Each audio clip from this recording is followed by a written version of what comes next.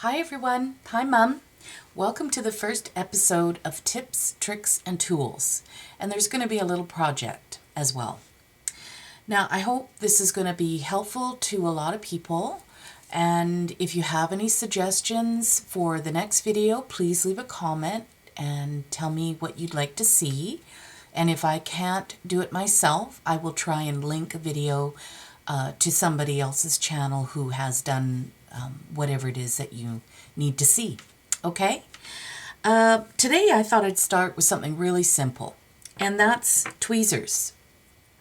Tweezers are invaluable in crafting, paper crafting, especially when you're adding embellishments and things like that.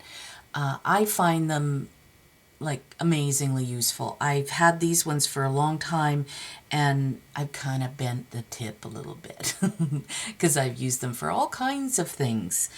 I also have this pair. Now these are you have to squeeze them to open them, but they have a really strong grip. The reason I have these ones is because of the rubber tip here. So when I'm embossing and using a heat gun, if I'm heating something and I'm using this metal's going to heat up and burn your fingers. So you don't want to use that. Plus you don't get the same grip with these. They don't squeeze. I don't know if that's going to show. You can see that they're closed, but in order to hold something firmly, let's see if this works. So this is easily slipped out even though I am gripping. But these ones, I mean, you really have to pull to get them off there. So when you're using it for holding smaller things that you want to emboss, these are great. I don't know who makes them. It doesn't have a name on it. But, you know, there's all different kinds of brands that have the rubber grip. So just, you know, make sure that you don't spend a ton of money on them. Honestly, sometimes I find mine at the dollar store. Yeah, so give that a look first, okay? So, the little project I wanted to show you today was, first I had seen this on Ruth Burr's channel, where she made her own homemade buttons. So I've done like a ton of buttons myself, and I did change it a little bit to suit my needs. Originally, I had seen this where people use like glossy accents or dimensional magic. Like this one here is Dimensional Magic by Mod Podge. It takes too long for me. I'm a very impatient person. I want results and I want them now. So I'm going to show you how I do mine and what I use. So this here is a Kleenex box. It's a great thickness for cardstock. It's not too thick, but it makes great buttons. Now this is cut out of yogurt box, and you'd be surprised at what you get. This is from the yogurt box. Now you'd never know that was yogurt box, right? Great colors in it, nice patterns. So that's what I do. I save my cardstock, you know, boxes from things that I can't make a junk journal out of because there's too many folds or it's not the right size or whatever, but the colors in it are great. So I just cut it all up. I use different sizes. Today I tried this size, which is a 3/4 inch punch. It's a really nice size. Now, did I cut one out already? I've got such a mess here. Okay, I thought I had, but perhaps I didn't, or it's buried somewhere. Anyway, we will give it a whirl and see what happens. So what you're going to need is a pair of tweezers. I use Aleene's Tacky Glue, and hello, this is the best design ever. You know, I always keep my glue upside down, so here's trick number 2. And I've used all kinds of things to try that. And actually, Crafty Irina, she has a great little workstation set up that she puts her different glues in. So check her channel out for that. But I found this yesterday at Michael's. Now, I didn't need glue. but it was $2.47. So I bought it because you can open the top and refill it with your bigger bottles. So you never have to buy another one like this size again. Just keep filling it up. I buy the great big bottles at Walmart and they're cheap. It's like $8 for a great big bottle of it. And then I just keep filling, you know. I had another one. I really liked it, but I lost the top. I couldn't find the cap for it. So I switched caps, and then I had a great big blob coming out all the time. Didn't like it. This is perfect. It's a great size. And you don't have to keep closing it, like snapping it like that, and then struggling to open it up again. Just sit it in the top. It's awesome. I love it. Okay, so we need that. We need Versamark. We need clear embossing powder. You might need a little ruler and a Sharpie or something like that. And I will just show you how I do it. So you can do it two different ways. You can make a template of, you know, one of the ones that you didn't like the top, the way it cut out, the colors or whatever. Turn it over, find your center. Now this is a 1-inch punch that I've used here. So you find your center, draw a line. Okay, so here's my center this way. Turn it, find your center again along that line, and draw a line. So now you've got an X in the middle. And then you line that up with your center. Let's telephoto in. There we go.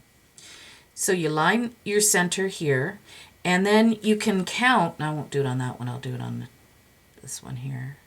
It's got bigger lines.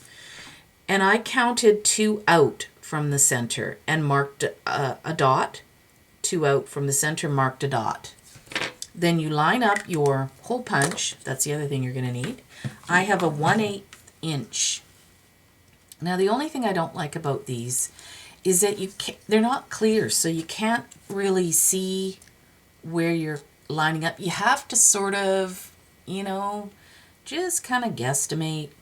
And it's not going to be perfect. Well, these are handmade buttons. So anyway, you find your little dot, kind of center that up and punch it. And do the same on the other one. So you end up with a template. Then you can use that template and lay it on top, like so.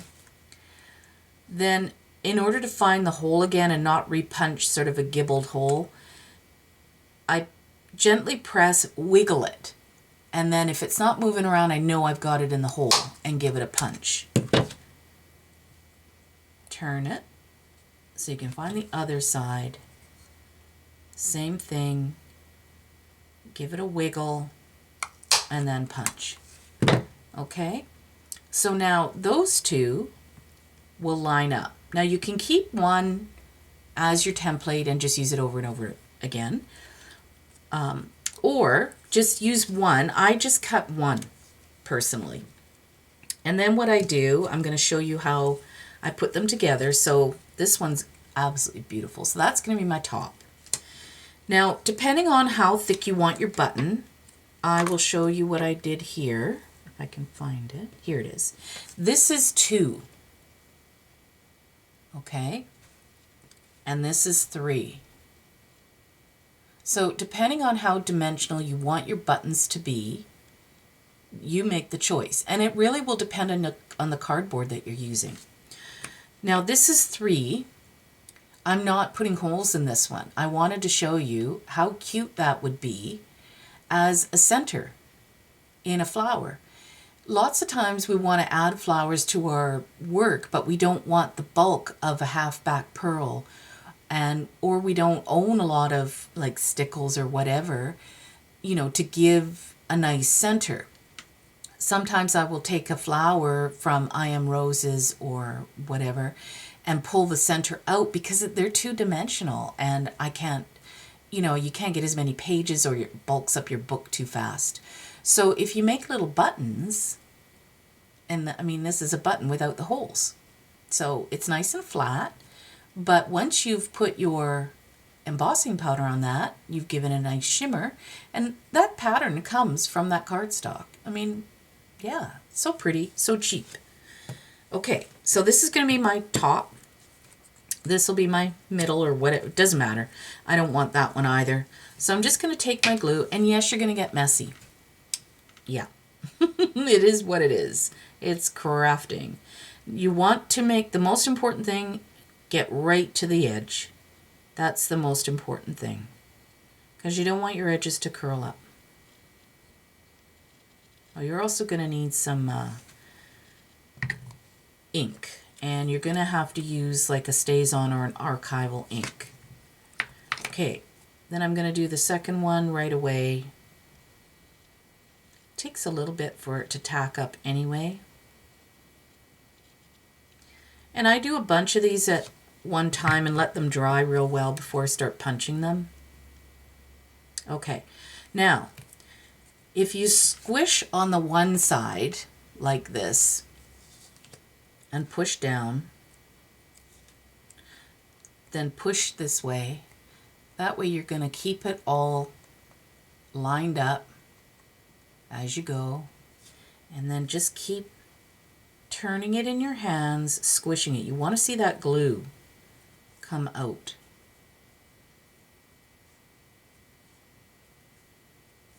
And then I just wipe it with my finger, because it doesn't matter, you're going to cover that anyways. Okay, keep turning it and squishing it until you're happy with the stick. Okay, so I can set that one aside. Now, I've done another bunch up with the Martha Stewart 1-inch, and it's got a little tiny scallop on it. Those are pretty, they take a little longer to do because you try and line the scallop up, and so that's a little kind of a pain. But I wanted to show you, this one's dry. So what I do is I take, I have archival potting soil, just a crappy old, makeup sponge. And then I just rub it along the edge because I don't want the cardstock color. It's a little harder to do on this one because it is scalloped. But just cover it until you're happy with it, okay? I am going to sort of wipe it across the top a little, just because I'm not a fan of white backgrounds. So I'm going to darken it up a little bit. All right. Then I'm going to punch my holes. Now I already laid my template on the top. Now this obviously doesn't fit, so I did guesstimate, laid it on the top and drew my circles. Oh gee, I hope I'm not wandering off camera. I'll look at this and I might have to redo it. Okay, so then I'm going to take my punch, and like I said before, I'm guesstimating. I think that's close. Now you have to two-handed give it a real squish. What I like about doing it that way is when you take it off, you see the dip. And that's kind of like a button, right? And I'll do the other side. Whoop, upside down.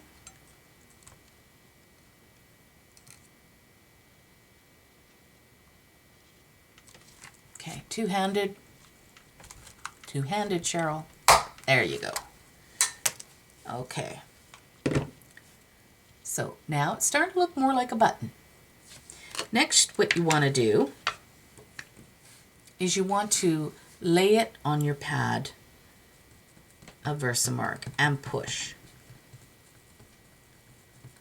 Okay, this is where these come in real handy. So we're just going to pull that off. I'm going to do it like this. Stick your tweezers down the hole. See, now that's not coming off. Okay? Next, you grab, I like to put my embossing powder. Let's widen out a little bit. My camera doesn't want to focus on all the white. In a tub. Then I just give it a squish around like that. So it's covered. I'm going to move that. So it's off to the side here, but nice and close, because we're going to do several coats. So now for embossing, I really like, any of the long, oh sorry, let's widen that out a bit more. Any of the long heat guns, because they get really, really hot. The Tim Holtz one is great for drying things because it takes longer for it to get super hot to burn like paper. So I like it as a drying gun, but I don't like it as an embossing tool at all. It takes way too long. So I always have two. I know that seems excessive, but it does work for me. Okay, these are probably going to go blowing all over, but I want to do it on camera. Okay, so here we go. Telephoto back in again. So you can see the process. Okay, ready, set, here we go.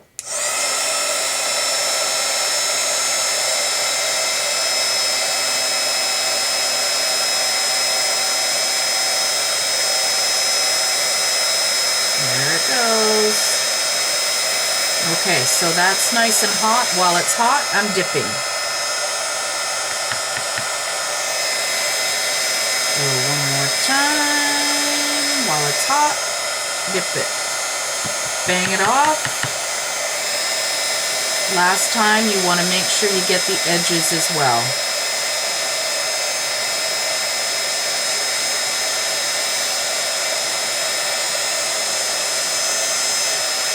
All right.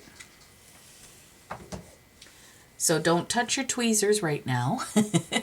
Wait till it cools off, but doesn't that look so pretty? What a difference. It's just junk, right? That you'd throw away normally. And it makes the cutest little buttons. Okay, so that should be cool enough for me to lift it off. So just squeeze and pull them off. These are also coated with Teflon, so things don't stick to them too easy. And I just pull off the excess, embossing powder before I do the next one. Or you're going to end up with this huge buildup on your tweezers, and then they won't work right. So I just scrape it off. Okay? So that's how I do my homemade buttons. And, I do like a ton on one day. If I don't feel like really crafting, but I want to be productive, that's what I do. So let me know what you guys think of this tutorial and make some suggestions for my next one. I thought I'd start with basics. So, I might talk about different scissors and their uses and, things like that. Okay? Have a great week. Bye.